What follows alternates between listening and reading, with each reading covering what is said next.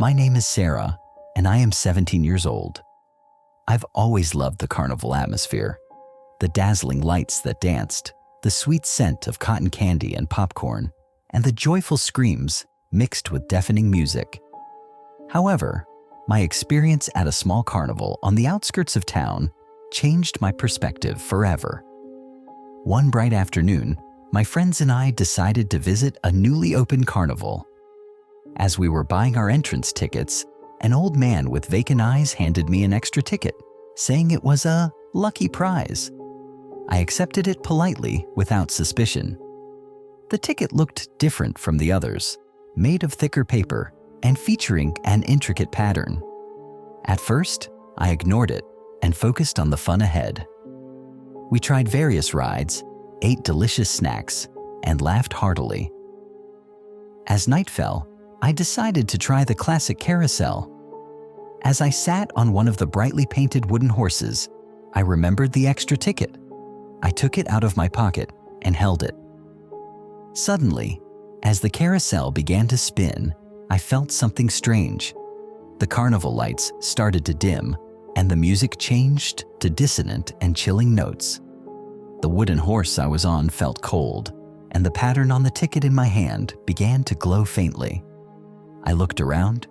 My friends seemed oblivious to this change, still laughing and shouting.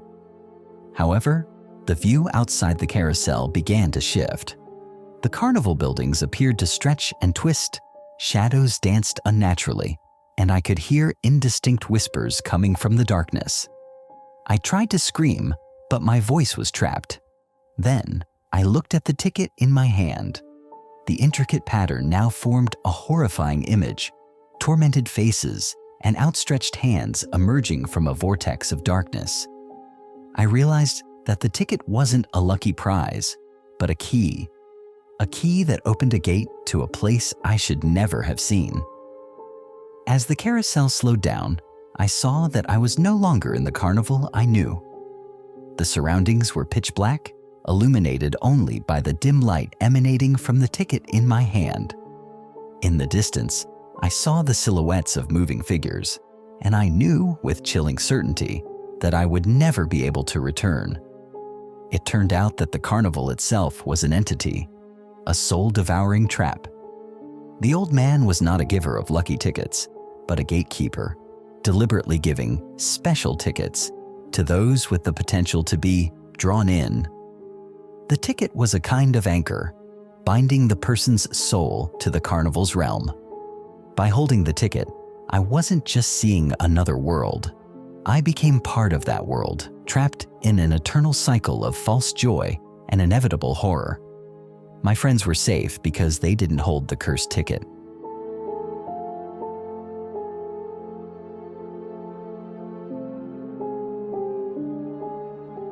My name is David, 19 years old.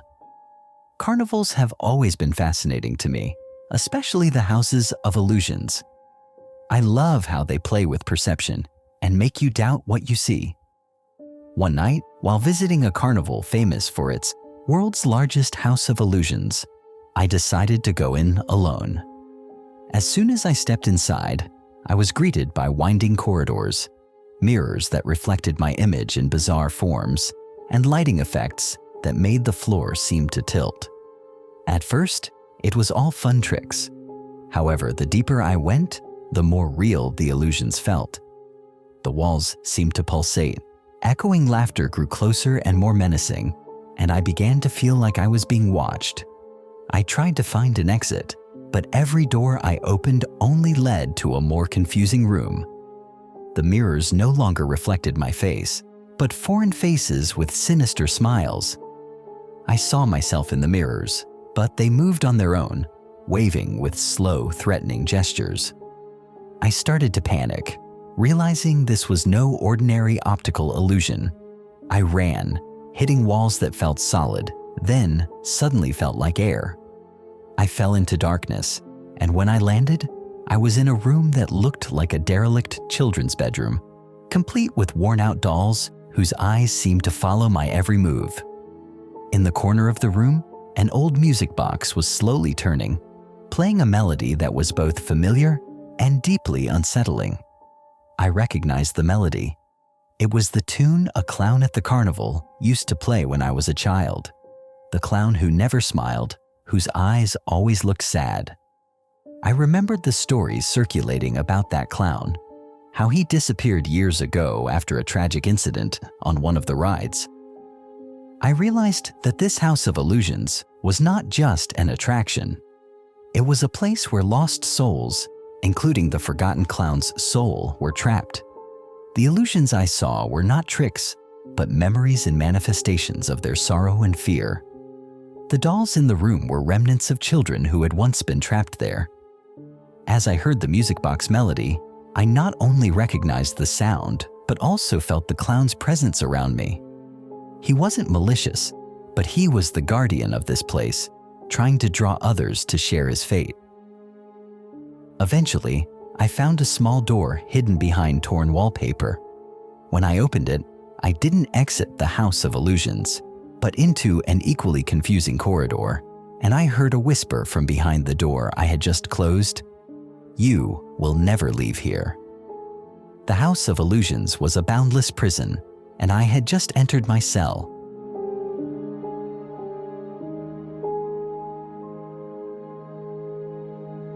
My name is Alex, 22 years old. I've always been interested in the other side of the carnival, what happens behind the scenes, where the workers prepare for the shows.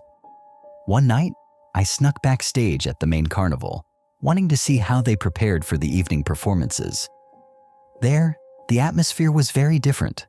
Dark, filled with messy equipment, and carrying a strong smell of oil and dust. I saw a few workers, but they seemed tired and hurried, ignoring my presence. I kept walking, venturing further into the labyrinth of tents and temporary structures. I found a small door that opened into a larger room, resembling a long unused dressing room. In the center of the room, there was a chair with worn restraints, and on the walls hung various carnival costumes that looked terrifying in the darkness. As I looked closer, I realized that some of the costumes seemed strangely alive, as if their shapes shifted slightly when I wasn't looking directly. Suddenly, I heard approaching footsteps. I hid behind a pile of wooden crates. Two workers entered, speaking in low voices. I couldn't hear all their words, but I caught phrases like "new show" and "perfect audience." One of the workers then pulled a sack from a corner of the room. The sack looked heavy and moved slightly. The worker carried it towards the chair, and I could see something dark and wet seeping from under the sack. My heart pounded. Then I saw something that made my blood run cold. Among the hanging costumes, I saw a familiar clown mask, the same mask worn by the clown who had disappeared years ago. The mask seemed to stare at me, and I felt like an evil force pulsed in the room. I decided to leave, but as I tried to turn back, the door I had entered through closed on its own with a loud thud. I panicked and tried to open it, but it was locked. I screamed, but my voice was drowned out by the rumble of machinery starting up outside. One of the workers turned and looked directly at my hiding spot. He smiled, but the smile didn't reach his eyes. "Ah, an extra audience member," he said in a flat voice. I realized that these workers were not ordinary laborers. They were part of something much darker.